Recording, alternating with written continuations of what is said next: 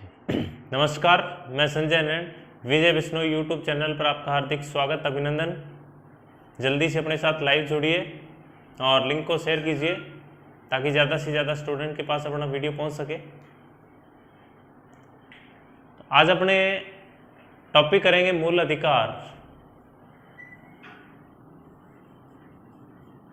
मूल अधिकार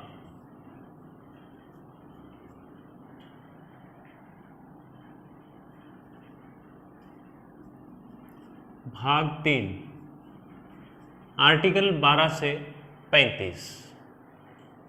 टॉपिक हमारा मूल अधिकार। आर्टिकल 12 से 35 भाग 3 में अपने पढ़ते हैं मूल अधिकार। मूल अधिकार हमने अमेरिका से ग्रहण किए। मूल अधिकार हमने अमेरिका से ग्रहण किए हैं और भारतीय संविधान का जो भाग 3 है, इस भाग 3 को मैग्ना कार्टा कहा जाता है। अधिकारों का मैग्ना कार्टा कहा जाता है। भाग 3 को अधिकारों का मैग्ना कार्टा कहा जाता है। क्यों कहा जाता है मैग्ना कार्टा? क्योंकि सबसे पहले नागरिकों को जो अधिकार दिए गए थे वो ब्रिटेन द्वारा दिए गए थे। ब्रिटेन के राजा ने 1215 में ब्रिटेन के राजा ने ब्रिटेन के नागरिकों के लिए कुछ उनको अधिकार दिए और एक अधिकार पत्र जारी किया और उस अधिकार पत्र को नाम दिया गया क्या? Magna carta. और उसी के साथ भारतीय संविधान का जो भाग 3 है उसमें भी नागरिकों के लिए क्या दिए गए हैं? अधिकार दिए गए हैं। तो इस कारण भारतीय संविधान के भाग 3 को क्या कहा जाता है? मैग्ना कार्टा कहा जाता है।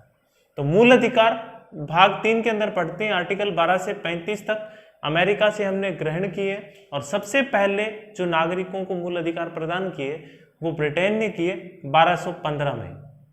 और ब्रिटेन ने जो नागरिकों को अधिकार दिए उन अधिकारों को, उस अधिकार पत्र को मैग्ना कार्टा कहा गया। और भारतीय संविधान के भाग 3 में भी नागरिकों को अधिकार दिए गए हैं, तो इस कारण भारतीय संविधान के भाग 3 को भी मैग्ना कार्टा कहा जाता है। मूल संविधान में नागरिकों के लिए 7 मूल अधिकार थे। कितने मूल अधिकार? 7 मूल अधिकार नागरिकों के पास थे मूल संविधान में।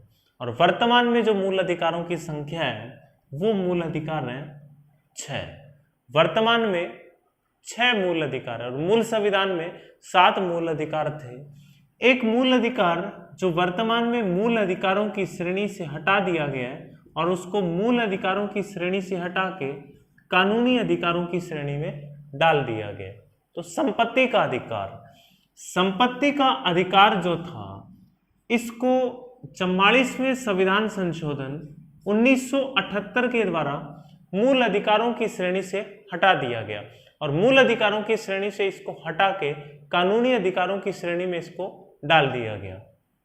संपत्ति का अधिकार मूल संविधान में आर्टिकल 19(1)(च) और आर्टिकल 31 में मिलता था। वर्तमान में जो संपत्ति के अधिकार का उल्लेख है वो आर्टिकल 300(a) या 300(क) में मिलता है। तो मूल संविधान में 19(1)(च) और अनुच्छेद 31 में था और वर्तमान में संपत्ति के अधिकार का उल्लेख मिलता है आर्टिकल 300(a) में। तो संपत्ति का अधिकार वर्तमान में मूल अधिकारों की श्रेणी में शामिल नहीं है। वर्तमान में संपत्ति के अधिकार को कानूनी अधिकारों की श्रेणी में शामिल किया गया। और इसको कब हटाया गया मूल अधिकारों की श्रेणी से?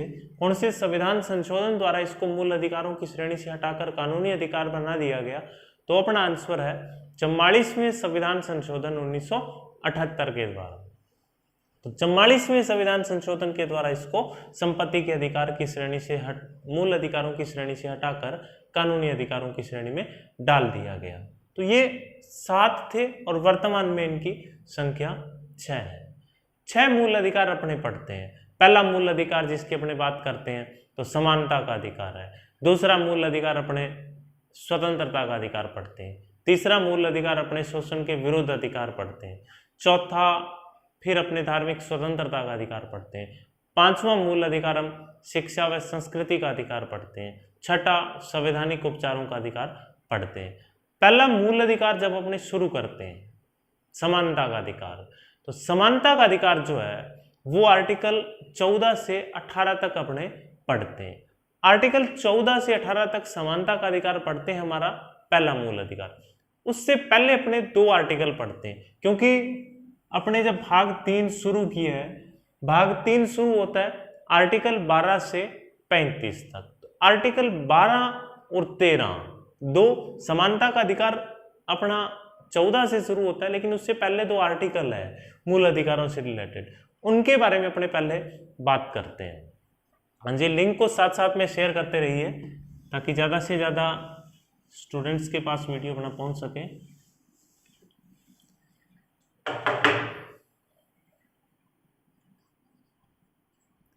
आर्टिकल 12 भाग 3 शुरू होता है आर्टिकल 12 से। आर्टिकल 12 जो है वो बताता है राज्य की परिभाषा।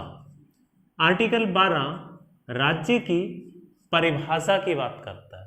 यहां पे राज्य शब्द का मतलब पंजाब, हरियाणा, राजस्थान उनसे नहीं है।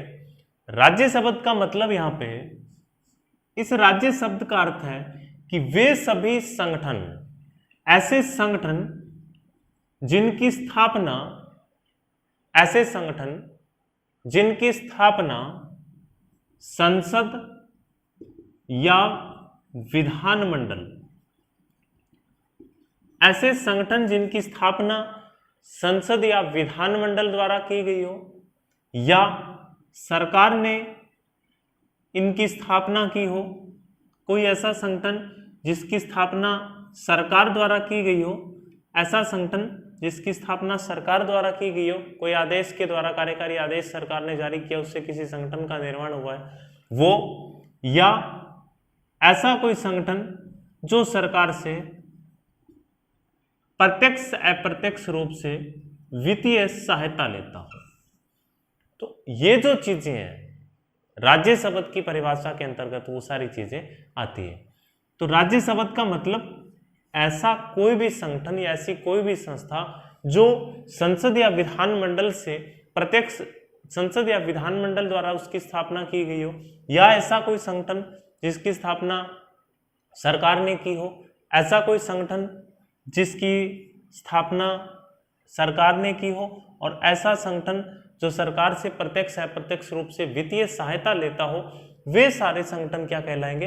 राज्य शब्द की परिभाषा के अंतर्गत आते हैं। राज्य शब्द की परिभाषा के अंतर्गत वो आते हैं। आर्टिकल 12 में राज्य शब्द की परिभाषा लिखी है।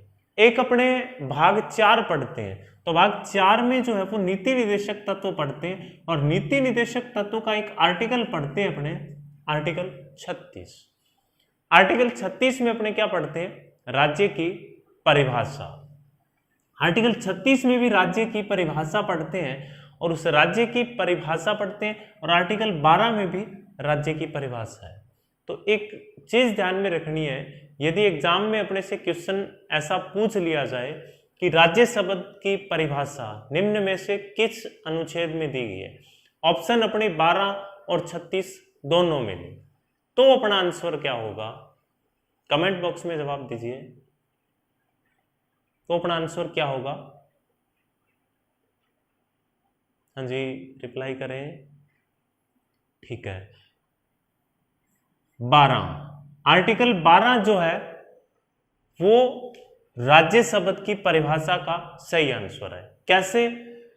सामान्यतः अपने यही पढ़ते हैं कि आर्टिकल 36 में राज्य की परिभाषा, आर्टिकल 36 में यह लिखा है कि यहां पर राज्य शब्द की परिभाषा वही है जिसका उल्लेख किसमें मिलता है? अनुच्छेद 12 में मिलता है। तो ये बात कहता है आर्टिकल 36 कि राज्य शब्द की परिभाषा वही है जिसका उल्लेख अनुच्छेद 12 में मिलता है। तो दोनों ऑप्शन यदि मिले तो अपना आंसर क्या होगा? आर्टिकल 12 होगा। तो राज्य शब्द की परिभाषा का उल्लेख आर्टिकल 12 के अंदर किया गया है। इस तरीके से क्वेश्चन यदि पूछे तो अपने ध्यान रखना इस बात का जी। नेक्स्ट अपने आर्टिकल की बात करते हैं, आर्टिकल 13। आर्टिकल 13 जो है भारतीय संविधान का सबसे महत्वपूर्ण अनुच्छेद यदि इसको कहा जाए तो गलत नहीं होगा। आर्टिकल 13 के अंदर अपने 3 चीजें पढ़ते हैं, 3 बातें आर्टिकल 13 के अंदर पढ़ते हैं। आर्टिकल 13(1) 26 जनवरी 1950। 26 जनवरी 1950 आर्टिकल 13(1) ये बात कहता है कि ऐसी विधि जो संविधान लागू होने के पहले की है, ऐसी विधि जो संविधान लागू होने के पहले की है, वो विधि क्या होनी चाहिए? संविधान के साथ संगत होनी चाहिए। यानी ऐसी कोई विधि है जो 26 जनवरी 1950 से पहले की बनी हुई है, वो संविधान के साथ मेल खानी चाहिए। और यदि कोई ऐसी विधि है जो संविधान से संगत नहीं है और वो 26 जनवरी 1950 से पहले की है, तो उस विधि को शून्य घोषित किया जा सकता है। उस विधि को शून्य घोषित किया जा सकता है। अब भारत में बहुत सी विधियां ऐसी हैं जो 26 जनवरी 1950 से पहले की है। आईपीसी है, सीआरपीसी की धाराएं हैं, तो वो जो वो 26 जनवरी 1950 से पहले की है, उनमें से यदि कोई ऐसी विधि हो, ऐसी कोई धारा हो जो अपने वर्तमान संविधान के साथ मेल नहीं खाता हो, तो उसको शून्य घोषित किया जा सकता है। और इसका एक एग्जाम्पल भी अपने देखते हैं। 2017 के अंदर सुप्रीम कोर्ट ने एक निर्णय दिया Saira Bano versus union of India मामले में। सायरा बानो बनाम भारत संघ मामले में 2017 में सुप्रीम कोर्ट ने एक निर्णय दिया था। 3 तलाक से संबंधित सुप्रीम कोर्ट ने निर्णय दिया कि 3 तलाक जो है वो गलत है। तो 3 तलाक जब इस पर निर्णय दिया गया, तब इसको सर्वोच्च न्यायालय में चैलेंज किया गया था और उसका आधार ये बताया था कि जो 3 तलाक का उल्लेख है वो शरीयत के अंदर किया गया है। शरीयत मुस्लिमों के धार्मिक कानूनों के हिसाब से है और उसके अंदर 3 तलाक का उल्लेख जो है वो किया गया है, और आप जो है वो इसको गलत किस हिसाब से ठहरा रहे हैं। और शरीयत जो है वो 1937 से लागू है। संविधान निर्माण से पहले की है तो संविधान साहब बाद में बना है, और शरीयत पहले से लागू है, तो आपने इसको अवैध गलत ठहराया। तब सुप्रीम कोर्ट ने वहां पे जो निर्णय दिया उसके अंदर अपना आधार ये बताया है कि ठीक है, आपकी बात सही है कि शरीयत में लिखा है शरीयत 1937 की है, लेकिन आर्टिकल 13(1) जो है उसके अंदर ये बात लिखी है कि ऐसी कोई भी विधि है जो 26 जनवरी 1950 ऐसी कोई भी विधि है जो 26 जनवरी 1950 से पहले की है और उस विधि वो विधि संविधान से संगत नहीं है, तो उस विधि को शून्य घोषित किया जा सकता है। उस विधि को शून्य घोषित किया जा सकता है। तो ये बात कहता है आर्टिकल 13(1). आर्टिकल 13(1). 13(2). अब अपनी बात करते हैं आर्टिकल 13(2) की।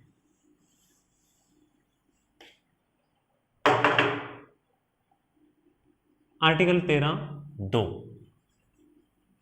13(2) में भी अपनी तारीख ध्यान रखनी है, 26 जनवरी 1950। 13(1) में अपने क्या पढ़ा? 13(1) ये कहता है कि ऐसी कोई विधि जो 26 जनवरी 1950 यानी संविधान लागू होने के पहले की है, और 13(2) ये कहता है कि ऐसी कोई विधि जो 26 जनवरी 1950 यानी संविधान लागू होने के बाद की कोई विधि है, और वो विधि जो है वो संविधान के साथ मेल खानी चाहिए। यदि संविधान के साथ संगत नहीं है तो उस विधि को शून्य घोषित किया जा सकता है।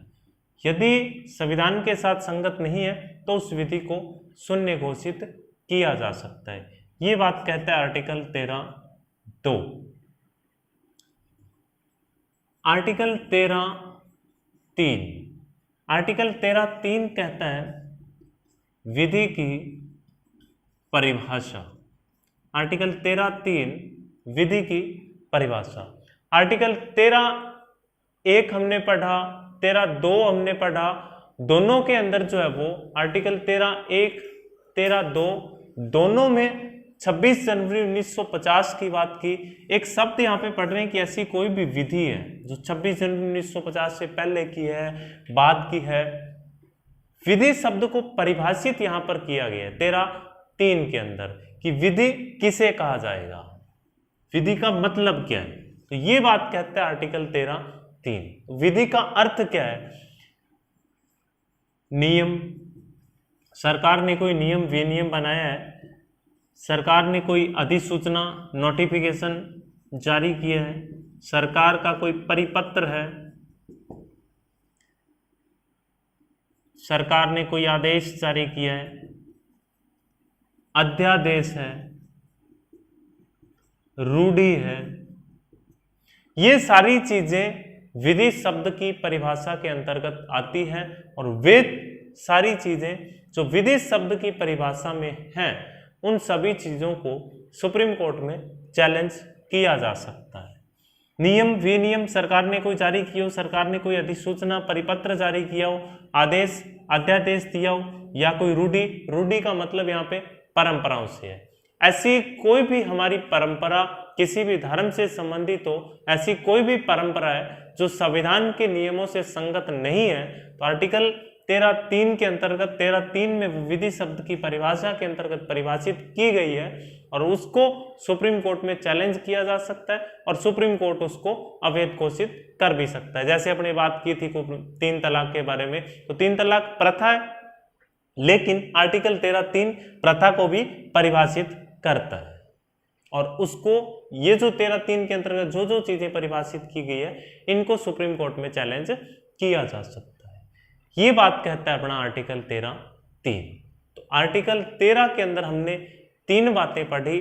आर्टिकल 13(1) जो है वो किसके बारे में कहता है, तो वो संविधान लागू होने के पहले की बात करता है, और आर्टिकल 13(2) जो है वो संविधान लागू होने के बाद की बात करता है, और आर्टिकल 13(3) जो है वो विधि शब्द की परिभाषा की बात करता है कि विधि शब्द के अंतर्गत कौन कौन से शब्दों को परिभाषित किया गया, तो उनकी बात की अपने। 2 आर्टिकल अपने पढ़े 12 और 13। अब अपना जो मूल अधिकार है वो है, पहला मूल अधिकार हमारा समानता का अधिकार। समानता का अधिकार आर्टिकल 14 से 18 तक। आर्टिकल 14 से 18 तक अपने समानता के अधिकार की बात करते हैं। तो नाम से पता चल रहा है समानता का अधिकार समानता की बात करता है, कानूनी समानता की बात करता है, समाज में सभी वर्गों के लिए समानता की बात करता है, नौकरियों में समानता की बात करता है। तो इसको अपने डिटेल से समानता की बात करता है आर्टिकल 14 से 18 तक। आर्टिकल 14 विधि के समक्ष समता या विधि के समान संरक्षण। विधि के समक्ष समता या विधि के समान संरक्षण। आर्टिकल 14 बेसिकली कानूनी समानता की बात करता है। सीधा सा क्वेश्चन पूछे अनुच्छेद 14 में कौन सी समानता का उल्लेख है, नीचे ऑप्शन दे दे, कानूनी समानता, सामाजिक समानता, अवसर की समानता, एबैस है तीनों, अपना आंसर क्या है, कानूनी समानता। तो कानूनी समानता की बात करता है और आर्टिकल 14 में ये 2 शब्द लिखे हैं, विधि के समक्ष समता या विधि के समान संरक्षण। विधि के समक्ष समता, विधि के समक्ष समता का मतलब क्या है? विधि के समक्ष समता का मतलब है कि कानून की दृष्टि में सभी व्यक्ति क्या होंगे, समान होंगे। कानून के सामने सभी व्यक्ति समान हैं। देखने में तो ये बात अच्छी लगती है, लेकिन ये नकारात्मक है, नकारात्मक अवधारणा है, खराब अवधारणा है। और विधि के समान संरक्षण, विधि के समान संरक्षण ये सकारात्मक अवधारणा। अब आपके दिमाग में बात आ रही होगी कि सर विधि के समक्ष समता यानी कानून की दृष्टि में सभी व्यक्ति समान होंगे, तो वो नकारात्मक कैसे है और ये सकारात्मक कैसे है?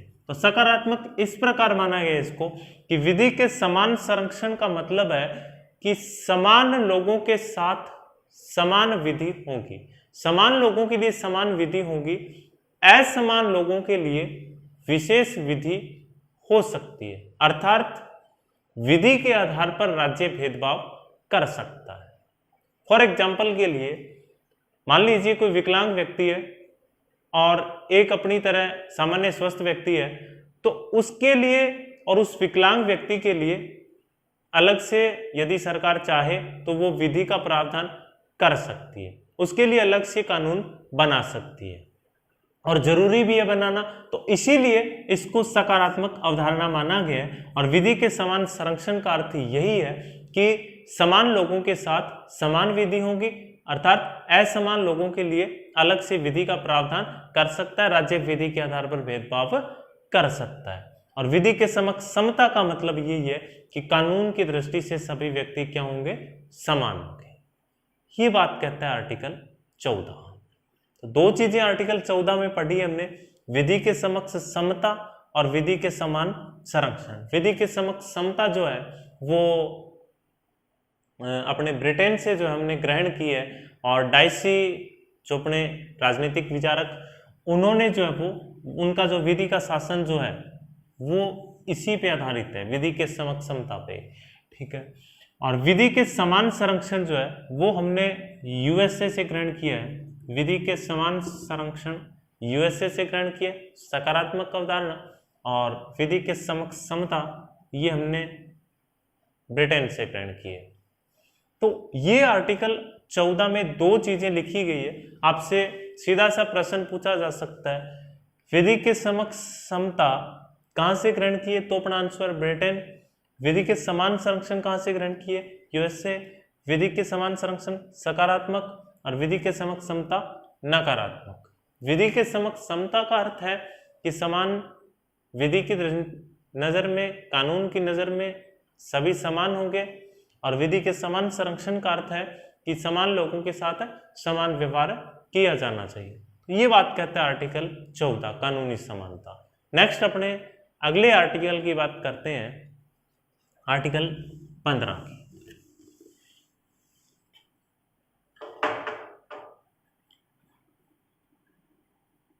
आर्टिकल 15, आर्टिकल 15 में जो है 15 हमारे सामाजिक समानता की बात करता है। आर्टिकल 15 जो है वो सामाजिक समानता की बात करता है, समाज में सभी व्यक्ति क्या होंगे, समान होंगे, उनकी बात करता है कि समाज में किसी व्यक्ति के साथ कोई भेदभाव नहीं किया जाएगा, सभी लोग समान होंगे, उनकी बात करता है आर्टिकल 15। और आर्टिकल 14 किसकी बात कर रहा था, तो आर्टिकल 14 हमने पढ़ा किसकी बात करता है, 14 कानूनी समानता की बात करता है, और आर्टिकल 15 अपने सामाजिक समानता। आर्टिकल 15(1) क्या कहता है, 15(1) कि राज्य जाति, धर्म, मूलवंश, लिंग, जन्म स्थान, राज्य जाति, धर्म, मूलवंश, लिंग, जन्म स्थान के आधार पर कोई भेदभाव नहीं करेगा। आपको पता है मूल अधिकार राज्य के विरुद्ध में प्राप्त होते हैं, ध्यान रखना है इस बात का, मूल अधिकार क्या है, राज्य के विरुद्ध में प्राप्त होते हैं। राज्य आर्टिकल 15(1) ये कहता है कि राज्य किसी भी व्यक्ति के साथ, चाहे वो किसी भी जाति धर्म से संबंधित हो, चाहे कोई भी मूलवंश हो, लिंग महिला पुरुष कुछ भी हो, किसी भी स्थान पर उसका जन्म हुआ हो, इन आधारों पर राज्य किसी व्यक्ति के साथ कोई भेदभाव नहीं करेगा। ये बात कहता है आर्टिकल 15(1). आर्टिकल 15(2), आर्टिकल 15(2) जो है वो यहां पर बात करता है, जो अपने ऊपर लिखी है यही बातें, कि राज्य जाति, धर्म, मूलवंश, लिंग, जन्म स्थान, राज्य जाति, धर्म, मूलवंश, लिंग, जन्म स्थान, इन आधारों पर किसी भी व्यक्ति को सार्वजनिक स्थानों पर जाने से नहीं रोक सकता। सार्वजनिक स्थान प्लस में निजी स्थानों पर जाने के लिए भी नहीं रोक सकता। होटल है, मनोरंजन है, कुएं हैं, तालाब हैं, उन स्थानों पर किसी भी व्यक्ति को जाने से जो है वो नहीं रोक सकता। ये बात करता है आर्टिकल 15(2). आर्टिकल 15(3) महिला और बच्चों के लिए विशेष प्रावधान की बात करता है। आर्टिकल 15(4) पिछड़े वर्गों के लिए शिक्षण संस्थाओं की बात करता है और 15(5) पिछड़े वर्गों के लिए उच्च शिक्षण संस्थाओं में आरक्षण की बात करता है। ऊपर दोनों में अपने पढ़ा, कोई भेदभाव नहीं होगा। 15(3) ये कहता है कि राज्य महिला व बच्चों के लिए विशेष प्रावधान कर सकता है और वो इनका उल्लंघन नहीं माना जाएगा। महिला और बच्चों के लिए सरकार विशेष अलग से कानून प्रावधान करती है तो वो इसी के अंतर्गत है। 15(4) ये कहता है कि पिछड़े वर्गों को नौकरियों में आरक्षण दिया जाएगा, कि सामाजिक और शैक्षणिक दृष्टि से समाज के पिछड़े वर्ग जो है उनको शिक्षण संस्थाओं में जो है वो आरक्षण दिया जाएगा।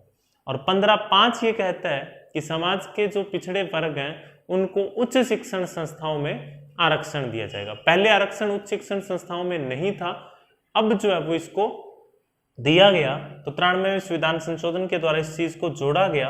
उच्च शिक्षण संस्थाएं जैसे IIT, एम्स है, वहां पे आरक्षण की बात करता है। तो ये अपना आर्टिकल 15 है। इनसे संबंधित कोई भी क्वेश्चन हो वो आप कमेंट बॉक्स में लिख सकते हैं। नेक्स्ट अगला आर्टिकल अपने 16 अगली क्लास में पढ़ेंगे।